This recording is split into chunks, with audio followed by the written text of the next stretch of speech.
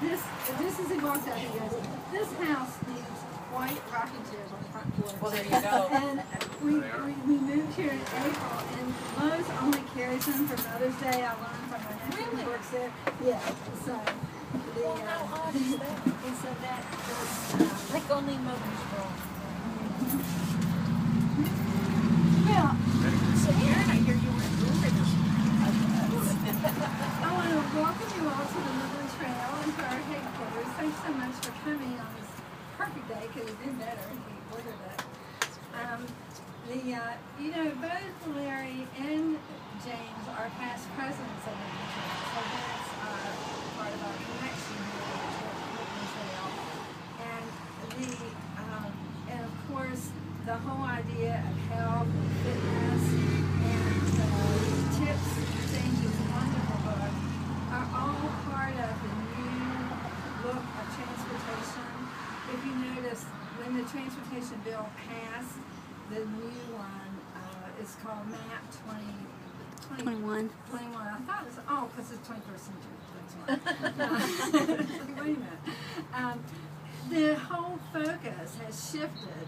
And actually, the Scenic Byway program is not funded dollar-wise in the transportation bill, but we're moving to complete streets, which we just got through the legislature this time, and the idea of having sustainable walking, biking communities, and so there's money from transportation now to complete sidewalks, safe walks to school, so kids can actually walk to school or have a safe place. And it's really important in West Virginia where obesity is such a problem, in particular childhood obesity. I just noticed that Colorado, and I used to live there for a short time, and they are on the opposite end of the spectrum from West Virginia. They're one of the healthiest states, and they are using that to promote to get businesses from all over the world to come there because they have a healthy workforce and people who, medical costs are low because of that.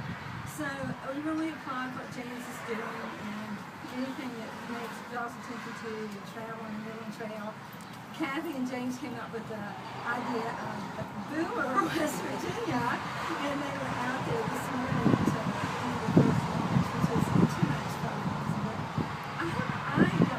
if I didn't, I'm going to go mail myself a book.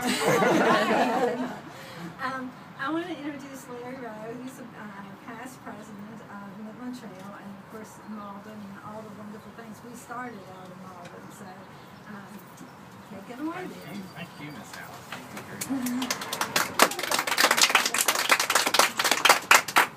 Well, what a wonderful group. And everything I say here, James, is your fault. You invited me to do this. James Thibeault I've known since before either of us were exactly identifying ourselves as boomers. I met James in a master's, public administration master's program in Oregon, when I was absolutely convinced that anybody in that program was going to be the most conservative, organizational person. I expected people all to be in ties and suits, and James was there the first day in a cap that had, it was like, I don't know how to describe it, but it was sort of like I picked it up in Ireland. Yeah, it was an interesting cap, and we became friends, and he helped me a lot because he had a better understanding of public budgeting and a lot of the classes we had than I did. But then when I came to Charleston, his friends became my friends, and I discovered that James Thibeault is one of the most unusual people I've ever known, ever encountered. He has done more for the Kanawha Valley in the quietest of ways than anybody I know. He really saved Malden. He won't stand up here and say that, but he's the one who did. And it's the saving of Malden that is the genesis of the Kanawha Valley Historical and Preservation Society.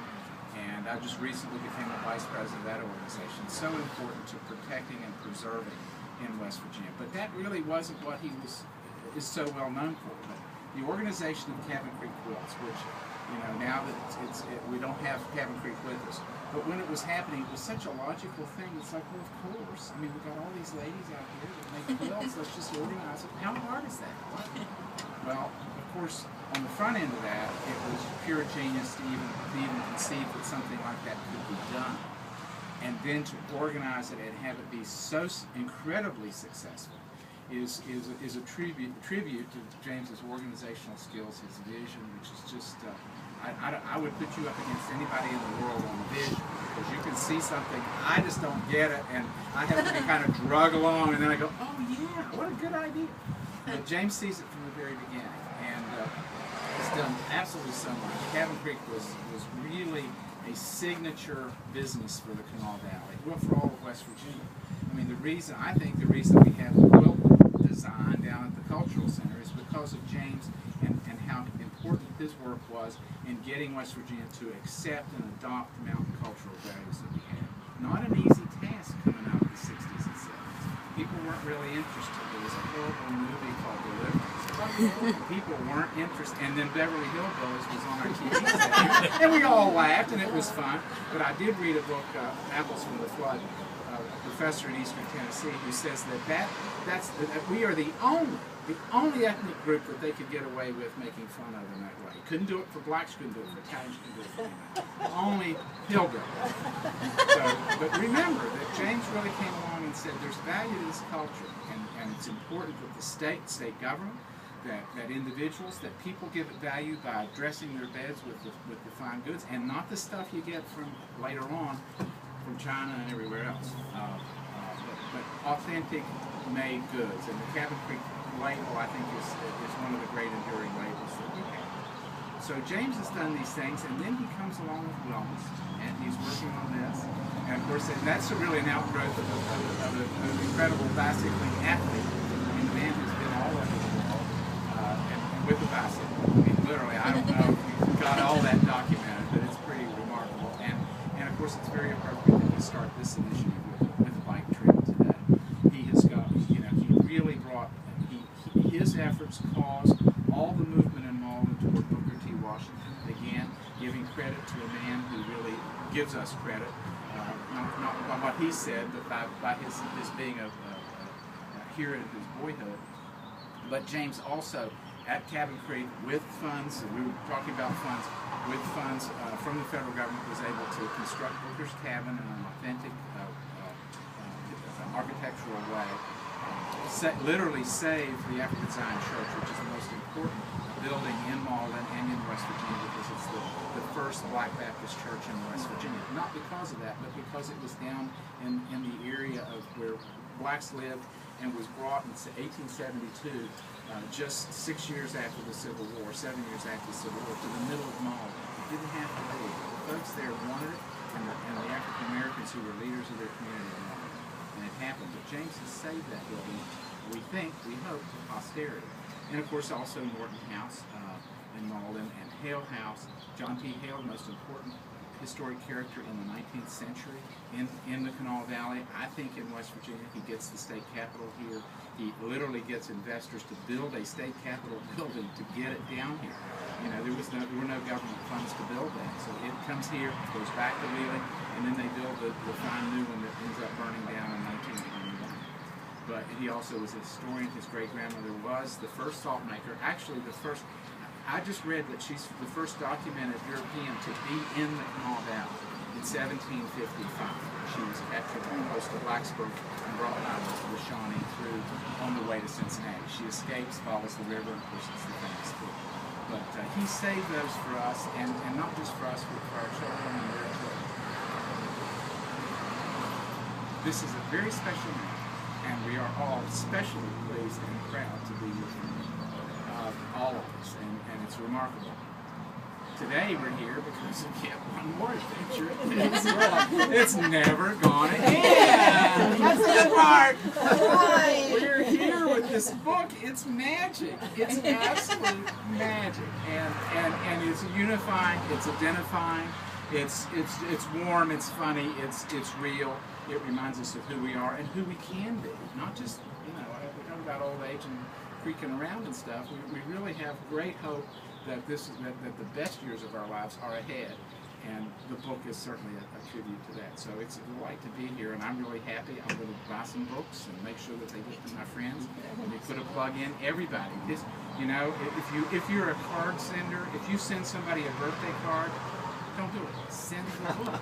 Send the book. I mean, now maybe, 6 and 7 year olds, let them have cars. Not everybody's ready for this book, but most anybody that would be here of any sort of mature year is going to find that book to be absolutely perfect and good reading.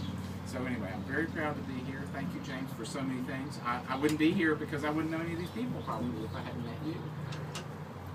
Can I tell? 1973. So it's been a while. It's been a while. I did not know how you all met. That's the way we get it. And also everything. And I can say that I say to folks, everything connected in my life goes through James. Whoa, wait a minute. Okay, I lived here in the East End. Drove all over, South Hill, everywhere, looking for a place to live. And James said, well, there's a little house out in Malden that might be just fine. You probably, you'll enjoy it. And this was before I met Joya. I got the house. I was very lucky. Minnie Wayne Cooper, who knew Booker T. Washington, she really instilled the spirit of history in me. She helped integrate the Montana schools, a great African-American leader. Got the house, and St. John's had Carl and Mary Rutan as the priest coming on the search committee, and I had a little reception out on my deck, which was in Malden. And James said, now, we're not letting anybody at the church come unless they are connected to the church and in Malden as hosts or hostess. And he said, I've got this young woman named Joya. She's a Vista worker, and she was downtown Charleston. She's from Charleston, a Vista worker, and maybe she could come out and help you that night. That's the night that we met. I called her Linda all night. I'm not a really good politician. I called her Linda all night. She doesn't remember that, she says, but it's the truth. and we met, and she, bless her heart, stayed a little late, and a couple of years later we ended up getting married and being very, very happy. So there's lots of connections that James and I have. It's a delight to be here. Get the books, buy a bunch, and just plan to, to give them out to your friends. And thank you for everything, James. And we're waiting on the book. We're going to move these books. Yeah. All right.